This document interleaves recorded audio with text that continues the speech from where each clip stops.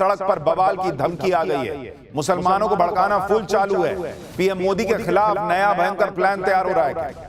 बंगाल में बाबरी मुफ्ती ओवैसी सबक सिखाने पा रहा है। मुस्लिम वोट के लिए क्या क्या चल रहा है। राहुल गांधी विदेश में, इधर मोदी की चाय पार्टी में पहुंची प्रियंका और इंडी। अब कांग्रेस में खेला होगा क्या? सबसे पहले इस पॉलिटिक्स का चर्चा।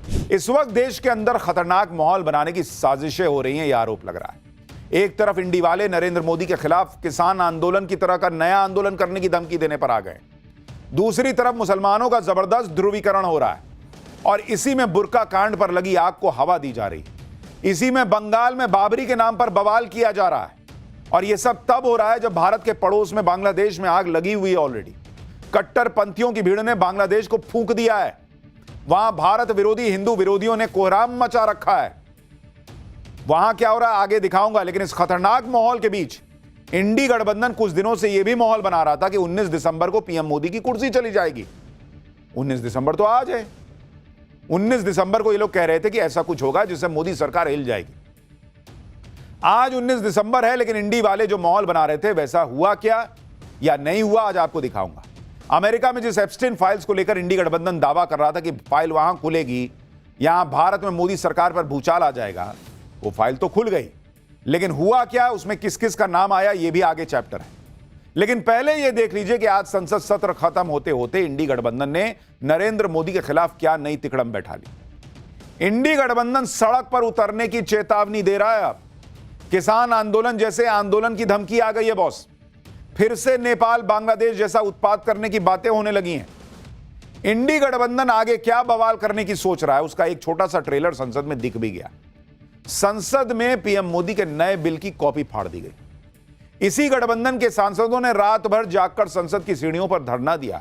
पूरा माहौल यह बनाया जा रहा है कि नरेंद्र मोदी से लड़ने का एक ही तरीका बचा है कि सड़क पर उतरकर ताकत दिखाई जाए। आप यह भी देखिए कि इधर देश में बवाल मचा है, उधर जर्मनी गए राहुल गांधी का नया वीडियो आया। वीडियो में विदेश में बैठकर राहुल गांधी ने आरएसएस का नाम लेकर क्या कहा, वो भी आगे आपको दिखाऊंगा। लेकिन राहुल गांधी उधर विदेश में है, यहां प्रियंका वाड्रा और इंडी वाले पीएम मोदी के साथ चाय पर चर्चा करने चले गए। उसकी तस्वीरों की भी बड़ी चर्चा हो रही है। आज आपको यह भी बताऊंगा कि भाई क्या कांग्रेस के अंदर भी तो खेला नहीं होने वाला। इधर ये राजनीति चल रही है, उधर बुर्का विवाद पर कैसे कश्मीर के माहौल को भड़काने का प्रयास हो रहा है। ओवैसी के नेता क्या धमकी दे रहे हैं, जुमे के दिन बंगाल की बाबरी की जमीन पर क्या गजब हो गया, बहुत कुछ है इस पहले चैप्टर में बॉस। लेकिन जो राजनीति को लेकर गदर मचा है उसकी एक एक तस्वीर की झलक देखिए।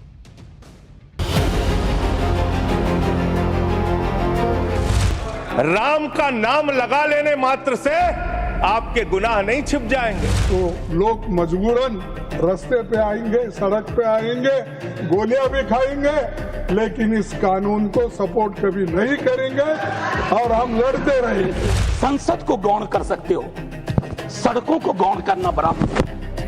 सड़कों को मौन करने की कला किसी सल्तनत में नहीं आई। रिफॉर्म्स एक्सप्रेस चल चुके हैं, रुकने वाला नहीं है।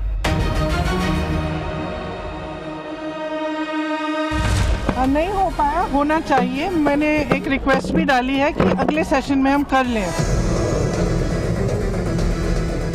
आपको कोई हक नहीं बनता, आप हमारा नकाब, आप हमारे हिजाब को हाथ भी लगा। बीजेपी के लीडर हैं, वो यहाँ कौरव राज बनाना चाहते हैं, राम राज नहीं।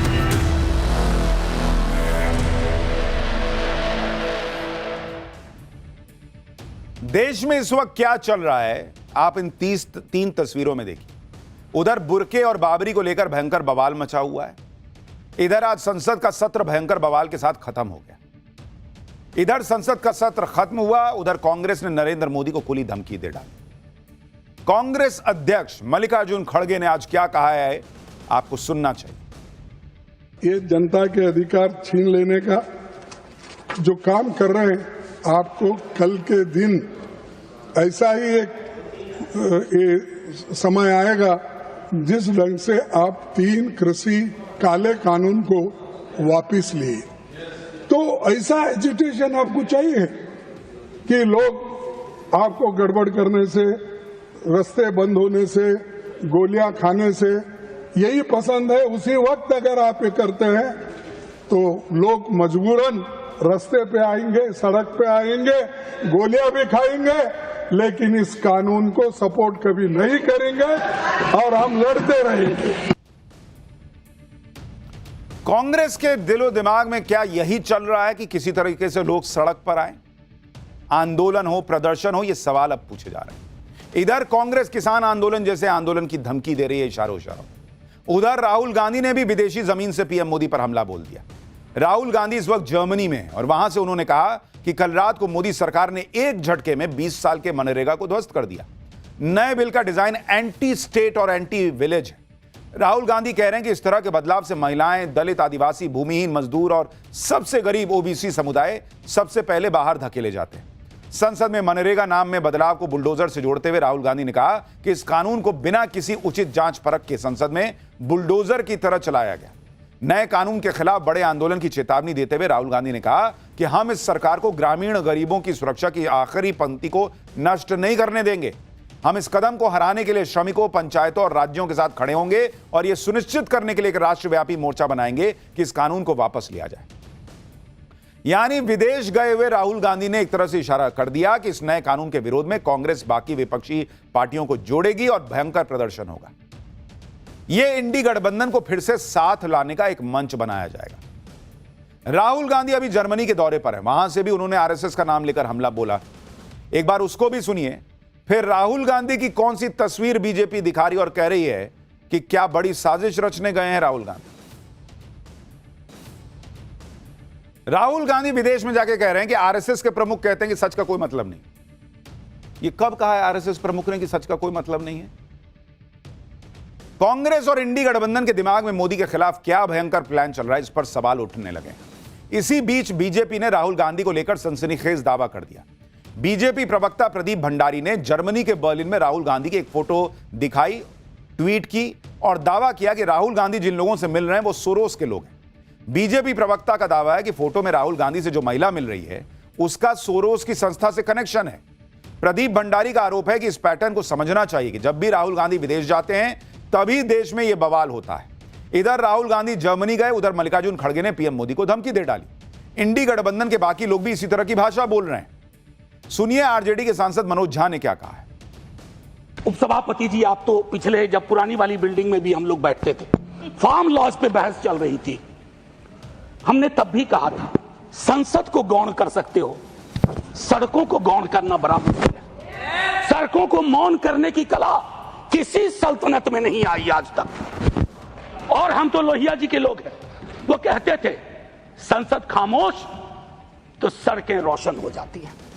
और मैं आगाह कर रहा हूं, सर थोड़ा सोचिए इस पर, आसमान नहीं टूट रहा है। इंडी गठबंधन हर सवाल, हर जो मुद्दा है उस पर सड़क की तरफ देख रहा है। कैसे जेनजी सड़क पर आ जाए, कैसे लोग सड़क पर आ जाएं। कभी एसआईआर का विरोध करता है तो अब इसको सड़क से उम्मीद रहती है। अब ये मनरेगा का नाम चेंज हुआ तो इनको सड़क से उम्मीद है। इनकी खुद की पॉलिटिक्स सड़क पर आ रखी है, ये इनको नहीं दिख रहा। पब्लिक क्यों इनसे दूर हो रही है, इस पर फोकस नहीं है। आप देखिए कल से इंडी गठबंधन ने क्या भयंकर माहौल बनाया। पूरे संसद में सियासत हुई ऐसी कि लोग हैरान रह गए। कल रात करीब 12:30 बजे संसद से विकसित भारत जी राम जी बिल पास हो गया। इस बिल के विरोध में संसद परिसर में विपक्ष ने हल्ला काट दिया। आप देखिए इस बिल के विरोध में कैसे विपक्षी सांसद कड़कड़ाती ठंड में आधी रात में नारेबाजी कर रहे हैं। हम शर्मिंदा है गांधी, हम शर्मिंदा है, तेरे कातिल जिंदा है गांधी, हम शर्मिंदा है, तेरे कातिल जिंदा है गांधी, हम शर्मिंदा है। इस बिल के विरोध में टीएमसी सांसदों ने संसद परिसर की सीढ़ियों पर रात भर धरना भी दिया। कड़कड़ाती ठंड में कंबल के साथ टीएमसी सांसद रात भर संसद की सीढ़ियों पर बैठे रहे। टीएमसी सांसदों ने करीब 12 घंटे धरना दिया। टीएमसी सांसदों ने महात्मा गांधी की तस्वीर के साथ यह धरना प्रदर्शन किया। Good morning. It's 5 a.m. All India Trinamool Congress 12-hour dharna on the steps of Parliament. There's Ritu, there's Dola, there's Derek, there's Mamata Bala Thakur and Mosam at the back. Here we are.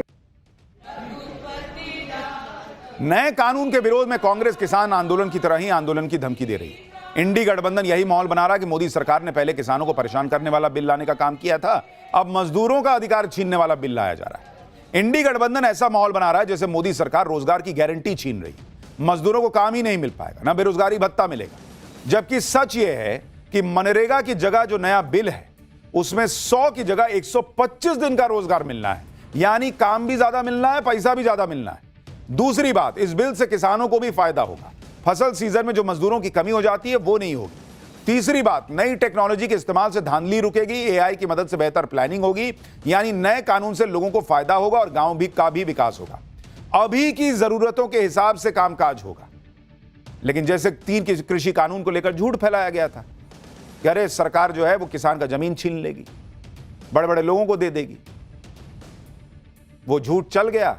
बाद में इतना हुआ कि भाई तीनों कानून वापस हो गए। अब यही काम इसमें हो रहा है कि झूठ फैला।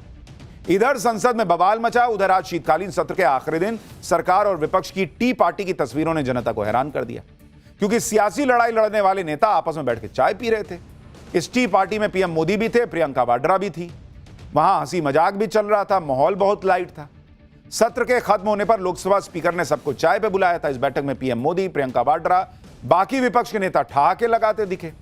सोशल मीडिया पर कई लोगों ने लिखा कि देखिए एक राहुल गांधी के नहीं होने से कितना माहौल अच्छा हो जाता है।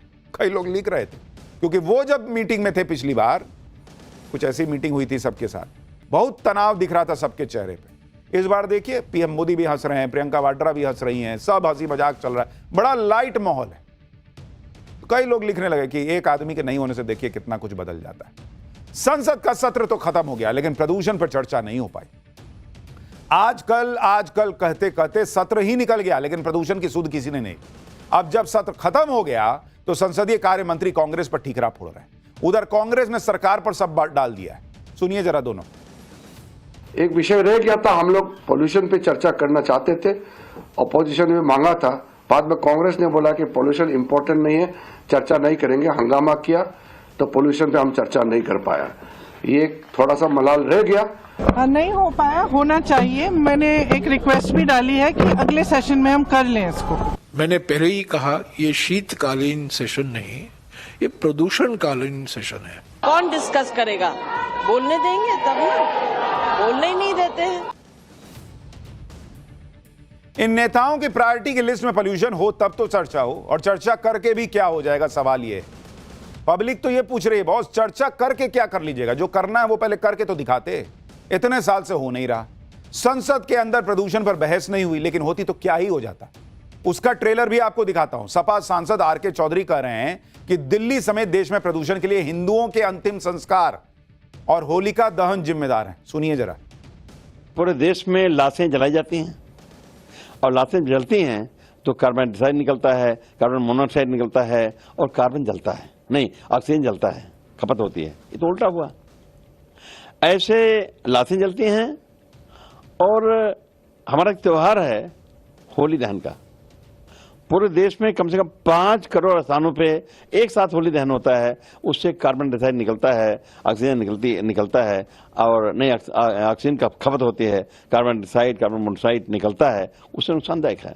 तो कहीं ना कहीं हमारा जो देश है वो पर्यावरण पर बहुत गंभीर नहीं है। इन लोगों के मन में हिंदुओं के आस्था को लेकर किस तरह का भाव है, आप इन बयानों से समझ सकते हैं। लाशें जलाई जाती हैं इसलिए प्रदूषण हो रहा है। लाशें क्या खाली दिल्ली में जल रही हैं, खाली नोएडा में जल रही हैं, भर देश में नहीं जल रही। और अगर सब जगह लाशें जल रही हैं और उसी से प्रदूषण हो रहा है, तो बाकी जगह AQI क्यों नहीं दिल्ली जैसा है? होलिका दहन होली में हुआ, अभी दिसंबर में इनको उससे प्रदूषण दिख रहा है। हिंदू को गाली देने का एक ट्रेडिशन बन गया है। सारी कमी हिंदू त्योहार, हिंदू इसमें, हिंदू उसमें निकाल दो। इसीलिए लोग दिवाली में पटाखे फोड़ने लग गए बॉस, यही सब देख देख के कि पूरा साल तो सुधरना है नहीं, दिवाली में आएंगे लोग ज्ञान देने के पटाखा मत फोड़ो, उससे प्रदूषण होता है। फोड़ लिए, अगले दिन 2 दिन के बाद जो है पटाखे नहीं चले। अब कौन सा पटाखा चल रहा है, रोक लिए क्या ये लोग? एक तरफ संसद में ये सब बवाल हुआ, उधर आप देखिए कि कैसे नीतीश कुमार से जुड़े बुर्का कांड को लेकर मुसलमानों को भड़काया जा रहा है। बुर्का कांड पर बवाल अब बिहार से होते होते पूरे देश में फैल गया भाई। कश्मीर में पीडीपी की महिला कार्यकर्ताओं ने सड़क पर उतरकर नीतीश कुमार के खिलाफ प्रदर्शन किया, कश्मीर में। इस बीच पीडीपी प्रमुख महबूबा मुफ्ती की बेटी इल्तिजा मुफ्ती ने नीतीश कुमार के खिलाफ पुलिस में शिकायत दर्ज करा दी। महबूबा मुफ्ती की बेटी कैसे नीतीश कुमार को चेतावनी तक दे रही है, कैसे महबूबा मुफ्ती इस बुर्का विवाद को द्रौपदी के चीरहरण से जोड़ दी हैं। सुनिए जरा दोनों को। एक मुख्यमंत्री ने एक औरत का निकाब, उसका पर्दा छुआ। आपको कोई हक नहीं बनता आप हमारा नकाब, आप हमारे हिजाब को हाथ भी लगाए। अगली बार अगर आपने हमारे हिजाब या नकाब को हाथ लगाया, हम मुसलमान औरतें आपको ऐसा सबक सिखाएंगी जो आप जिंदगी भर, प्लीज एक मिनट, जो आप जिंदगी भर भूलेंगे नहीं। और हम मुसलमान औरतें ही आपको वो सबक सिखाएंगे जो आपको जिंदगी भर याद रहेगा। इसलिए consider this as your final warning. जो गिरिराज सिंह जैसे जो बीजेपी के लीडर हैं, वो यहाँ कौरव राज बनाना चाहते हैं। राम राज नहीं, कौरव राज, जिसमें कौरवों ने द्रौपदी का बड़ी महफिल में कपड़े उतारे दिए थे। तो मुझे लगता है गिरिराज जी की मेंटालिटी वही कौरवों वाली है, जहां पर औरतों की कोई इज्जत नहीं है, क्योंकि द्रौपदी तो मुसलमान नहीं थी, उसने तो नकाब नहीं पहना था, और उसके बावजूद उसके कपड़े उतारे गए और बड़ी महफिल में उतारे गए। और यही कौरव गिरिराज जैसे लोग उस वक्त तालियां बजा रहे थे, हंस रहे थे। तो आज भी वही काम कर रहे हैं। बुरके पर जो बवाल चल रहा है उसमें ओवैसी भी पीछे नहीं रहना चाहते। इस विवाद में ओवैसी की पार्टी भी कूद गई। एआईएमआईएम के नेता और महाराष्ट्र के औरंगाबाद से सांसद रहे इम्तियाज जलील ने नीतीश कुमार को धमकी देते हुए क्या कहा है, सुनिए जरा। एक तरफ बुरके पर विवाद नहीं थम रहा, दूसरी तरफ बंगाल की बाबरी मस्जिद को लेकर भी लगातार माहौल गर्म है। पश्चिम बंगाल के मुर्शिदाबाद में जहां बाबरी मस्जिद की नींव डाली जा रही है, वहां दूसरे जुमे पर भी भारी भीड़ जुटी। दावा है कि करीब 2.5 लाख मुसलमान यहां पहुंचे। बंगाल के मुर्शिदाबाद में कैसे बंगाल के नए ओवैसी ने मुसलमानों को अपनी तरफ एकजुट कर लिया है, जरा देखिए ग्राउंड रिपोर्ट। पश्चिम बंगाल के मुर्शिदाबाद के बेलडंगा में प्रस्तावित बाबरी मस्जिद की जमीन पे बड़ी संख्या में आज जो लोग हैं वो नमाज पढ़ने के लिए आए हैं। जुमे की नमाज है आज, और देखेंगे अगर आप पीछे तो बड़ी संख्या है लोगों की जो यहाँ पर आकर नमाज पढ़ने के लिए पहुंचे हुए हैं। कोई पश्चिम बंगाल के दूसरे जिलों से आया है, तो कोई बिहार से आया है और दूसरे राज्यों से भी यहाँ पर आया है। हुमायूं कबीर की माने तो 2 लाख से अधिक लोग जो हैं वो आज एक साथ यहाँ पर जुटे हैं और यहाँ पर नमाज अदा करेंगे। यही कारण है कि आगे से लेकर पीछे की जो पूरी पंक्ति है वहां पर आप यह लगातार दूसरा जुमा है जब मुसलमानों की यह भीड़ बंगाल के ओवैसी के लिए पहुंची हुई है, इकट्ठा हुई है बाबरी मस्जिद के नाम पर। मुर्शिदाबाद में बाबरी स्टाइल में बन रही मस्जिद के लिए सिर्फ बंगाली नहीं, बिहार से भी लोग यहां पहुंच रहे हैं। बड़ी संख्या में ईंट जुटाकर मस्जिद बनाने का काम तेजी से चल रहा है। जहां मस्जिद बन रही है वहां बाबरी मस्जिद और बंगाल के ओवैसी बन चुके हुमायूं कबीर के नाम लिखी हुई टी शर्ट बिक रही हैं। आप देखिए मुर्शिदाबाद से ये ग्राउंड रिपोर्ट देखिए, कैसे बाबरी मस्जिद और हुमायूं कबीर जो है उनके नाम पर टी शर्ट्स बिक रही हैं। सर आप कहाँ से आए? बिहार से आए हुए हैं। बिहार से जिला से, हाँ। बेगूसराय से आए? बेगूसराय से आए हुए हैं। नमाज पढ़ने के लिए? हाँ, नमाज पढ़ने के लिए। हम बाबरी मस्जिद बन रहा है, देखने के लिए आए हैं। देखिए, तो कोई बिहार से आया है, कोई पश्चिम बंगाल से, दूसरे जिलों से आया है, और बड़ी संख्या है लोगों की जो यहाँ पर पहुँच रहे हैं। तो देखिए यहाँ पर बड़ी संख्या में जो ईंट है वो यहाँ पर दान किया गया है, और लगातार जो लोग आ रहे हैं वो यहाँ पर ईंट जो है वो दान कर रहे हैं। इसके अलावा जो सीमेंट है वो भी यहाँ पर दान किया जा रहा है, जो बालू और गिट्टी है वो भी यहाँ पर दान किया जा रहा है, और जो ईंट अगर आप देखेंगे तो आप देखिए कितनी बड़ी संख्या ईंट की जो यहाँ पर दान किया गया है। इस पूरे परिसर के आसपास जो ये बाबरी मस्जिद का प्रस्तावित जो पूरा जमीन है, इसके परिसर के आसपास जो दुकानें हैं वो बाकायदा यहाँ पर खुल गई हैं। टेम्पररी जो होटल्स हैं छोटे छोटे से वो यहाँ पर खुल गए हैं। जो टी शर्ट है बाकायदा वो देखिए, आई लव बाबरी मस्जिद, आई लव हुमायूं कबीर, इस तरीके से जो टी शर्ट्स हैं वो यहाँ पर बिकने शुरू हो गए हैं, और लगातार जो लोग हैं वो आ रहे हैं यहाँ पर खरीदारी कर रहे हैं।